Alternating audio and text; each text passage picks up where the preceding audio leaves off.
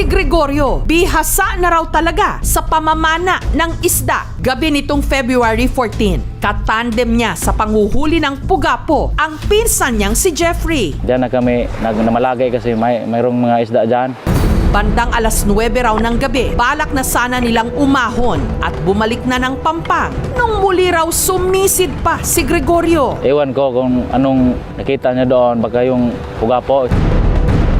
Mayroon kaming kasunduan na pag malayo na, blinker lang sa flashlight. Yung una kong na-blink, nag-response pa siya. Pero makalipas ang 20 minuto, Doon ko na nakita yung floater niya na steady na. Andun sa silalim tapos walang tilaw sa ilalim. kaya agad sinisid ni Jeffrey ang kinaroroonan ng kanyang pinsan na nasa 16 feet ang lalim. Kita ko na siya na nakaganyan, nakaupo na parang may inayakap.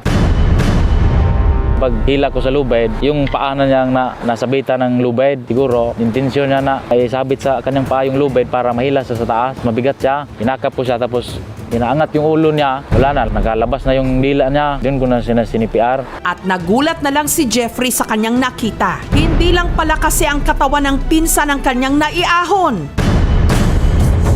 Isang pugapo na nasa 5 kilo ang bigat na nakatusok pa sa pana ni Gregorio. Siguro mga 4 feet ang haba. Nakatusok dito sa may batok ng pugapo, tumagos dito sa gilid. Posible naglaban yung isda kasi buhay yung isda kaya siya nahila pababa. Ang higanting isda, buhay na buhay pa raw nung naiahon kasama ni Gregorio. Pero ang mangingisda, patay na. Kalating oras ko siyang sinipiar, wala na siyang pulso.